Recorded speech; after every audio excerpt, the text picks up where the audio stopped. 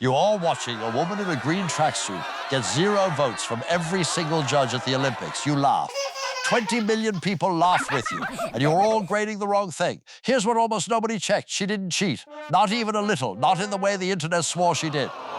In the next few minutes, I'm going to show you a paradox where broken logic produced the exact opposite of the truth, and why almost nobody who shared that lie ever looked at a single piece of evidence. This is a contradiction at internet scale. An entire planet suddenly certified an Olympic-breaking judgment in one afternoon. Impressive turnaround for a sport most of you learned existed that same week. Yes, you spotted that logic gap correctly. Her name is Rachel Gunn, PhD in breaking's cultural politics, actual expert, actual dancer. So how does an expert end up with 0 votes from every judge? Pause.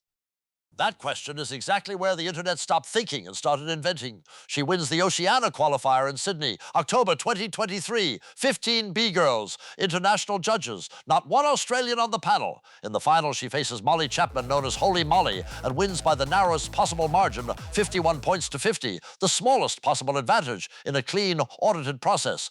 And this is where the story gets weirder, because the woman many online claim should have gone instead had already faced Gunn twice before. At the World Championships, she finished near the bottom of the table. Gunn finished ahead of her.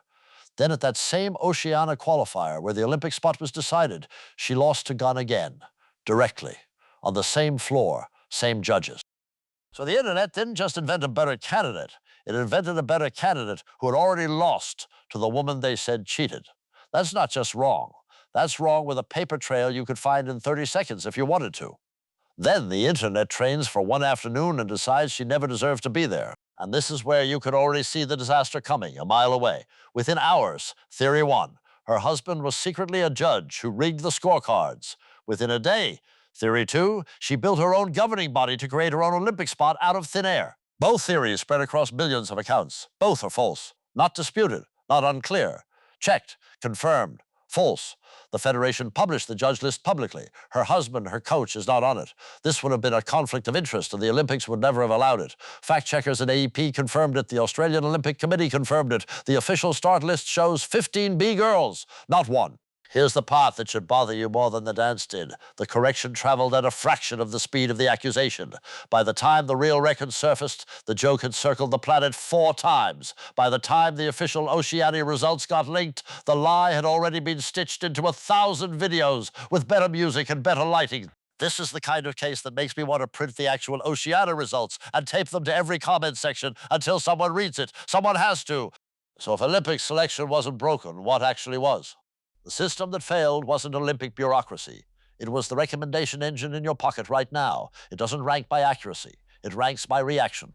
Righteous anger, mockery, and disbelief all trigger more watch time than a PDF of qualification rules ever will. A PDF doesn't make you comment. A kangaroo hop does. Every platform involved had the real footage sitting in a database. Every one of them had the judge list sitting in a database. Every one of them surfaced the joke instead. Not maliciously, automatically, because the joke performed better. That's not a conspiracy. That's the business model working exactly as designed, which might be worse because you can't fire a business model. You can only feed it. And here is the final twist the algorithm has prepared for you. On September 1st, Netflix releases Untold, Raygun, breaking badly. The internet turned her into a villain. Now a new documentary is ready to tell her story through a different lens. Same woman, same 0 votes, a completely different moral. Because redemption also performs. The system doesn't care if you hate her or love her. It only cares that you watch. And yeah, I know what that makes me.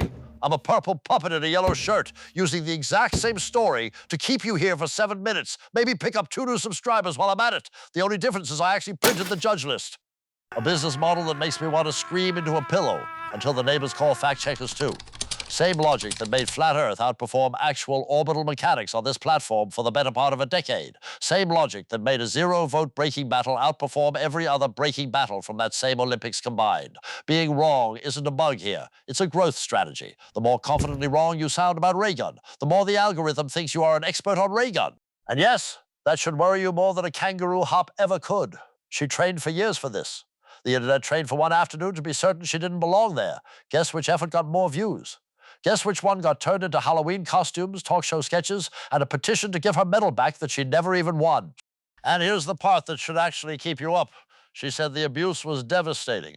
Real person, real harm, built on a theory that took less effort than boiling an egg, a theory that was disproved by a public leak that has been online since October 2023. You could have checked it before you shared it. You didn't, I didn't, almost nobody did. So when the next obvious scandal lands in your feed tomorrow with zero evidence attached, are you going to check it or are you going to become part of it? The internet didn't lack the truth. It had it the whole time. It just never paid as well as the lie.